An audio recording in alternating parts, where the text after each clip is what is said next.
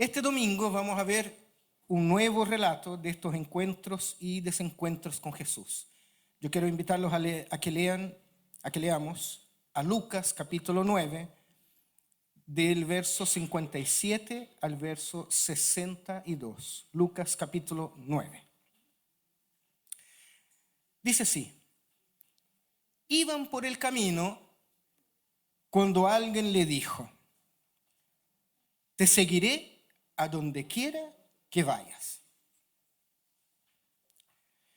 Las zorras tienen madrigueras y las aves tienen nidos, les responde Jesús, pero el Hijo del Hombre no tiene dónde recostar la cabeza.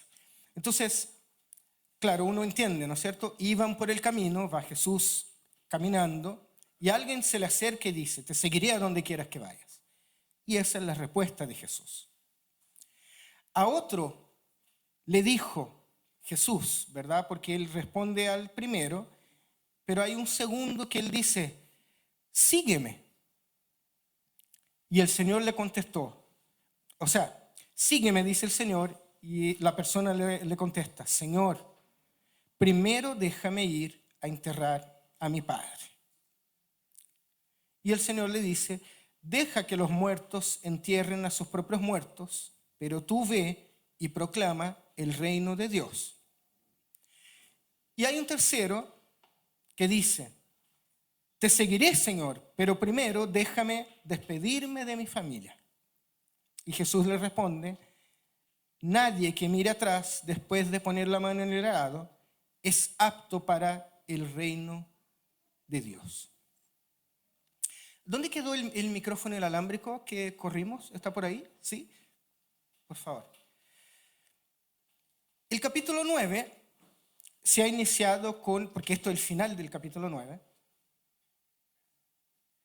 El capítulo 9 se ha iniciado con el envío de Jesús a los 12 discípulos, lo que de alguna forma ha inaugurado el reino de Dios y lo que es eso del discipulado, ¿no es cierto?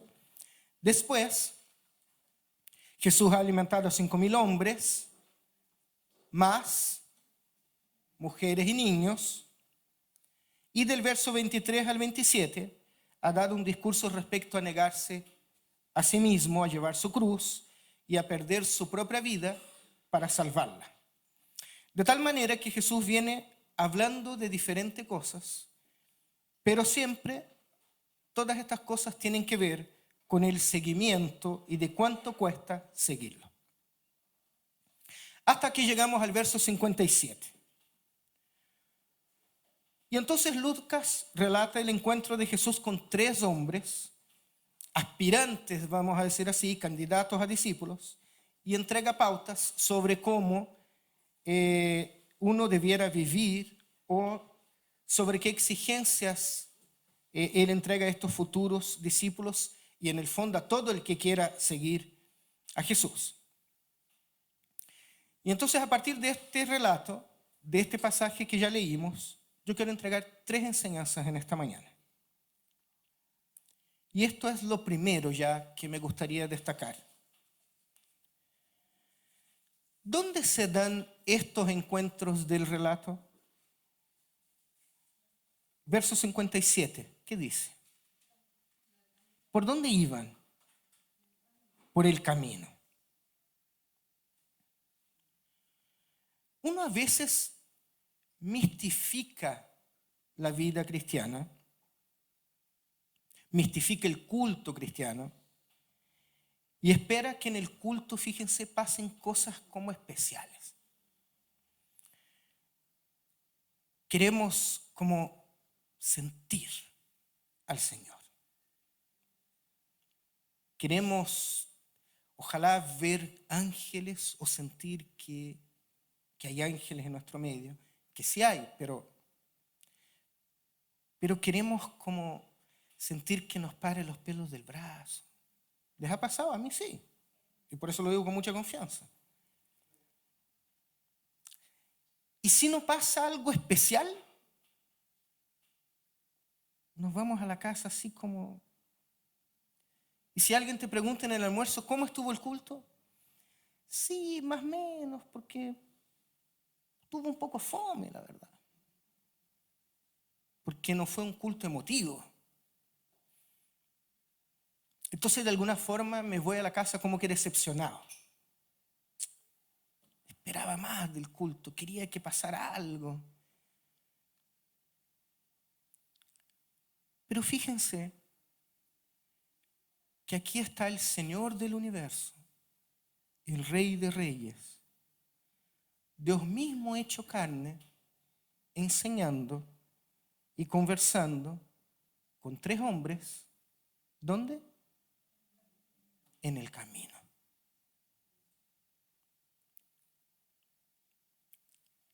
Parece que nos gusta pensar que Dios está presente solo si yo escucho un coro de ángeles o si hay emoción, si hay algún tipo de éxtasis.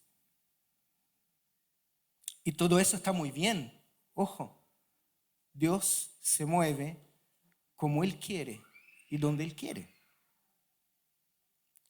Y Dios también se mueve en medio de nuestras emociones. Nosotros somos seres emotivos. Pero Dios también se mueve en las cosas simples, en los lugares cotidianos y en los espacios cotidianos. Por ejemplo, Dios se mueve en el ambiente académico. Dios se mueve en el ambiente político. Y Dios se mueve en un montón de otros lugares. Dios se mueve en el camino. Y Dios habla con gente anónima y desconocida como estos 3 hombres. ¿Qué tienen ellos de especial? ¿Quiénes son? ¿Qué sabemos de ellos? ¿Cómo se llaman? Y ahí está Dios mismo, hecho carne, hablando con estas personas. Seguimos. Las palabras de Jesús entonces relatan 3 advertencias al que desee identificarse como discípulo y entregan algunos conceptos sobre seguir o el seguimiento a Cristo. El primer aspirante, este primer aspirante a discípulo que llega con todo el entusiasmo, se ofrece generosamente. Oye, yo, ¿qué estoy? Yo te sigo, vamos. Él no pone compromiso, él no pone compromisos de él antes, él no pone condiciones. Pero Jesús parece que no le dice, ya, pues vamos.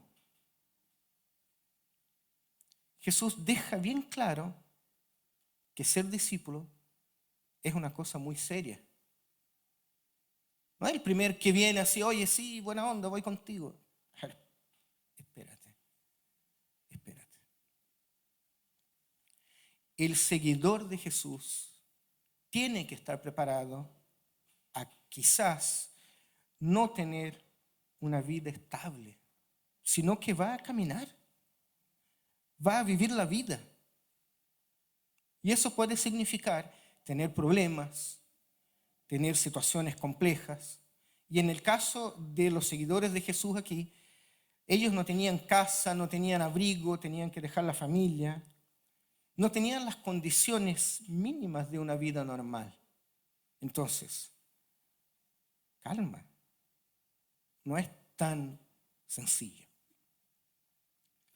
El segundo caso es distinto, ¿no es cierto? La invitación viene de Jesús. Es Jesús quien dice, sígueme. Pero el candidato, aunque se dispone a aceptar, ya te sigo, pone condiciones. Te sigo, pero primero voy a enterrar a mi papá. Y la respuesta de Jesús a eso no admite peros. El pero, voy a enterrar a mi papá, no.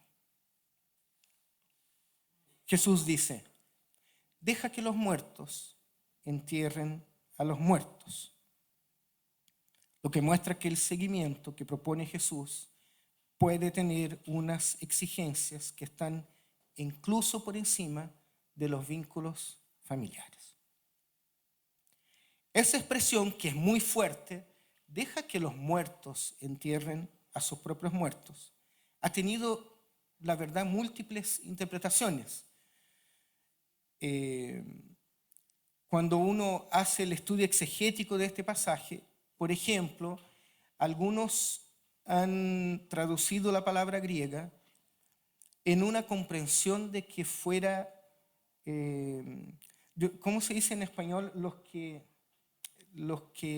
Como los encargados de la funeraria, como literalmente los que hacen el hoyo para el féretro, los coveros.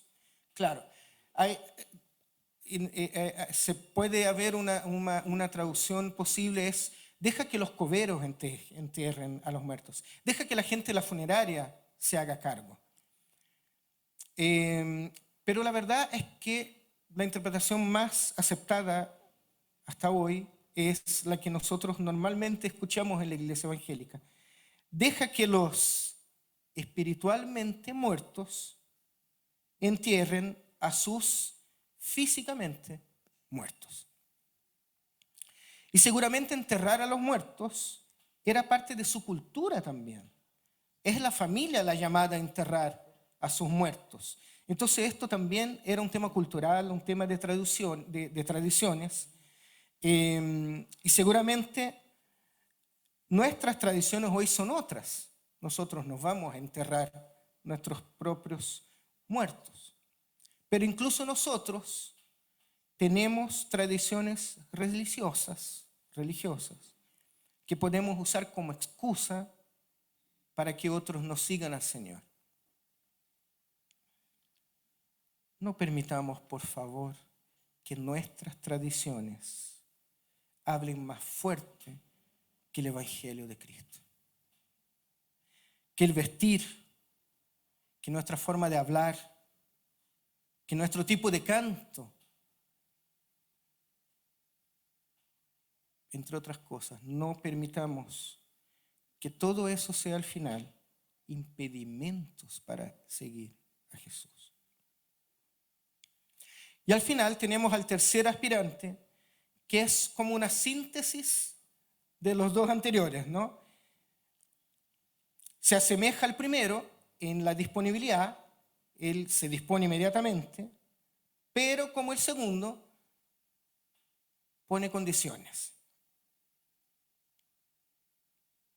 No, yo voy, pero déjame ir a despedirme primero. El tema es que seguir a Jesús requiere una entrega total que debe superar incluso los más íntimos sentimientos familiares. Y esto aquí es lo segundo de hoy día. El seguimiento de Jesús requiere asumir sus mismas condiciones de vida, las exigencias del ministerio e incluso la aceptación de su destino. Tenemos a 3 hombres, 3 respuestas, tenemos un triple sacrificio. La seguridad personal, el primer hombre, los deberes filiales, el segundo, y los sentimientos y vínculos familiares, el tercero. Seguir a Jesús no puede ser consecuencia de un entusiasmo pasajero, de una cosa de que se me pararon los pelos, entonces, sí, Señor, aquí estoy. Pero con el tiempo, seguir a Jesús es una decisión seria y requiere una integridad profunda. La idea de estas 3 respuestas, de estos 3 hombres, no es que nosotros vayamos a ver los argumentos específicos de ellos y de Jesús, porque entonces todos estaríamos afuera. O sea, me refiero, no es que tenemos que ver, dejo mi casa, dejo mi familia, caso 1, caso 2, no tengo nada que enterrar, mi papá todavía son jóvenes. ¿Se fijan? O sea, la lógica no es que nosotros veamos cada caso y llevemos a nosotros. El tercero, Jesús, voy contigo y ya me despedí de mis papás, así que vamos nomás. No, sí. No tenemos que tomarnos de los argumentos de estos 3 casos, sino que más bien lo que nosotros tenemos que hacer es que, sin importar qué es lo que nos cueste dejar, hay que dejarlo. Porque no se puede poner nada, ninguna cosa, por sobre el seguimiento a Jesús. Entonces, cuando decido ser discípulo, cuando decido ser discípula, todo lo demás queda en segundo plano, porque tiene que haber el llamamiento con un desarraigo a las demás cosas. Solo se me desarraigo de todo y del mundo, yo puedo servir a Dios y entonces cumplir la misión como discípulo. El problema es que acomodamos los llamados de Jesús. Lo acomodamos. Y los acomodamos a nuestras propias realidades. Entonces, argumento cualquier cosa desde que el Evangelio me sea cómodo. El punto no es que el hombre tenga a su papá, a que enterrar a su papá muerto, sino, si no hubiera sido eso, hubiera sido otra cosa. El punto es que no tengamos una excusa. El punto es cuál es el orden que tenemos en nuestra vida, cuáles son nuestras prioridades. Porque al final, lo que termina pasando es que nosotros terminamos negociando el llamado del Señor. En buen chileno, muñequeando, ¿no es cierto? Señor, sí, pero mira. Eso no lo podemos hacer.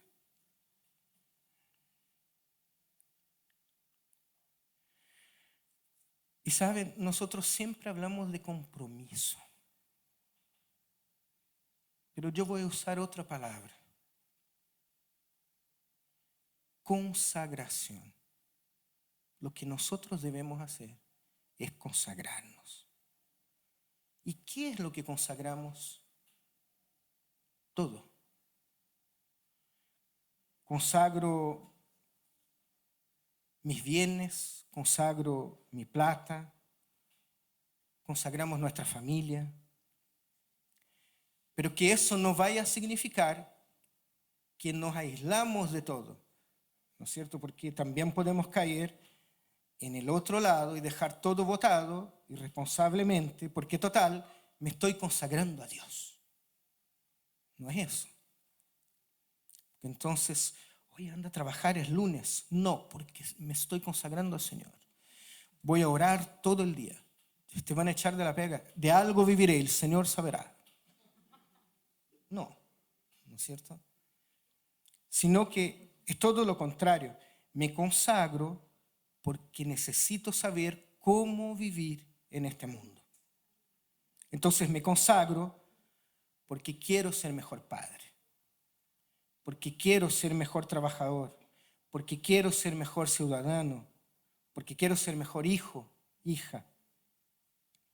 Quiero ser mejor cristiano, pero no aislándome de este terrible mundo posmoderno, sino que sabiendo quién debo ser como cristiano y cómo debo vivir mi cristianismo en este mundo y en estos tiempos.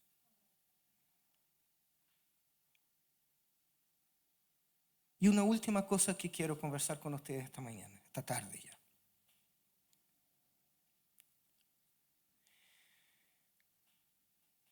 ¿Saben dónde y cuándo se dan los encuentros con Dios y los encuentros con nosotros mismos? Cuando hablamos y cuando escuchamos. Los encuentros se dan cuando hay diálogo. Diálogo. Los encuentros con Jesús se dan a partir del momento en que Él dirige la palabra a las personas o que las personas dirigen la palabra a Él.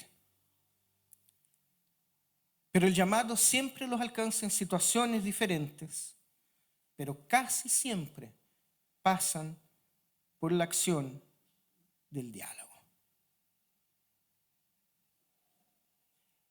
¿Y por qué lo digo eso? ¿Y por qué toco este tema? Porque nosotros normalmente huimos del diálogo. Los diálogos nos complican. Los diálogos nos exigen, nos sacan de nuestra zona de confort.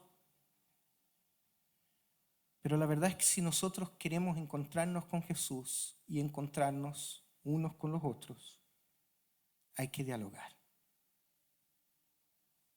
Y dialogar es saber escuchar, es saber amar, es saber hablar y es saber tolerar. Hay personas que no saben dialogar, que parece que tienen una espada en la mano. Entonces, sí, mira, es que igual yo quería hablar contigo porque ese día que tú... Sí, claro, ese día, sí, yo sé lo que hice ese día, pero tú sabes todo lo que tú hiciste para atrás. Mira, ta, ta, ta, ta, pa, pa, pa, pa, pa. Y tú te quedas así, ya, pero yo solo quería... Porque quiero vivir en paz contigo, solo quería decirte que lo del martes... Sí, pero ¿qué? El martes, y total, tú... Y esta no es la primera vez que tú vienes y yo te conozco y... Porque no saben dialogar.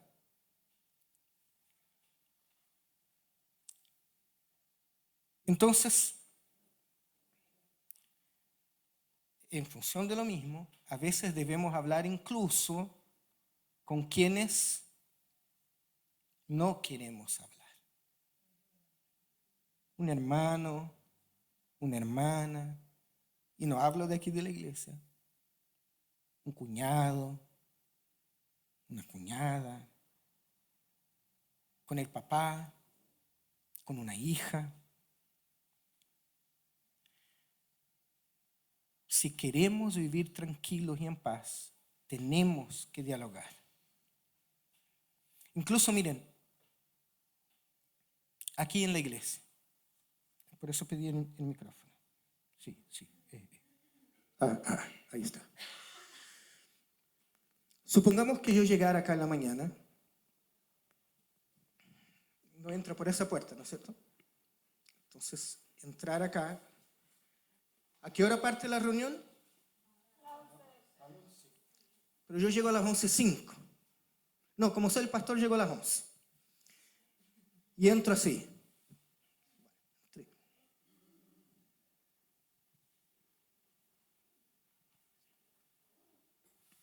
A mí me toca predicar, así que ¿para qué otra cosa? En el momento de la prédica me levanto, predico, traigo la palabra y vuelvo a sentarme. Termine el culto, terminó. Y me voy.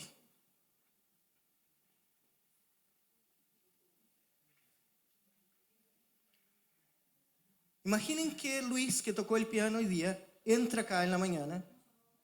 No, mira, lo voy a hacer la de Rodrigo porque viene como con el instrumento al hombro. Se imaginen que Rodrigo entra 10 para las 11, medio atrasado, va a tocar, entonces entra el bajo al hombro y se sienta ahí y toca hermoso. Y toca súper bien, hace la pega, la hace súper bien. Termina, desconecta, bajo al hombro y se va. Jimena hace lo mismo.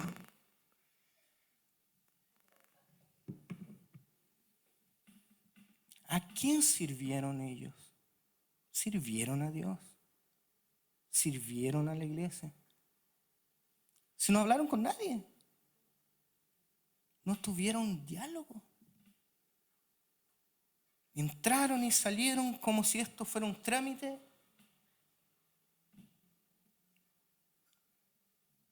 No.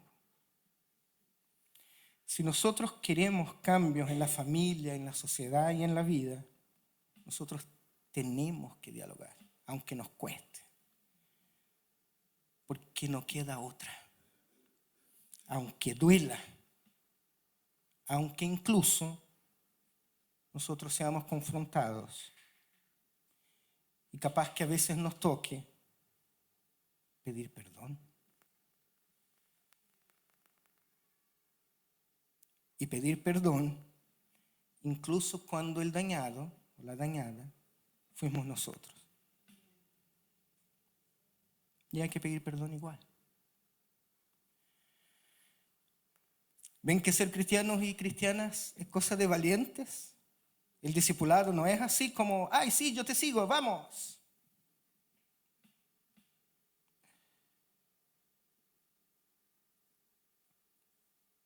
Si es necesario, bajemos la coraza y dialoguemos, porque el reino de Dios se da y se manifiesta también por medio de los diálogos. Queridos, queridas, miren, consagremos todo al Señor, sin excusas, sin peros. ¿Saben por qué? Porque el que quiera salvar su vida, la perderá. Pero el que pierda su vida por mi causa, la encontrará. Mateo capítulo 16. Nosotros vamos a orar ahora. Y si me estás escuchando aquí en este lugar o en el Zoom, y si sientes que este es el tiempo de consagrar tu vida a Jesús, yo los voy a invitar a que se tomen un minuto para decir a Dios con sus propias palabras: Señor, yo entrego mi vida a ti. Yo me consagro a ti. Yo consagro todo mi ser a ti.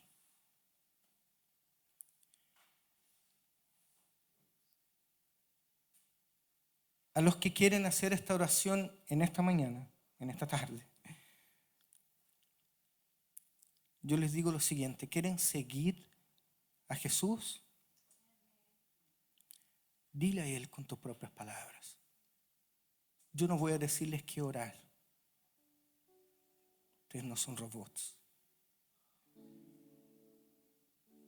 Pero tomen un minuto ahora para decir a Dios: yo quiero seguirte, Señor Jesús. Yo quiero ser discípulo. Quiero ser discípula. Ser discípulo, discípula es cosa para valientes, sí. Pero es el mismo Señor el que nos capacita también. No es que Él nos deja así, nos tira de paracaídas y dice: ya, ahora arréglate. No. Porque Él dejó nuestro su Espíritu Santo para nosotros. Y la palabra dice que su Espíritu habita en nosotros. Entonces no tengan miedo tampoco de hacer esta oración, porque es cosa muy seria, ¿no es cierto? Sino que háganla confiados en que el Señor va a estar ahí con ustedes todos los días, todas las noches, de aquí hasta el fin de los tiempos.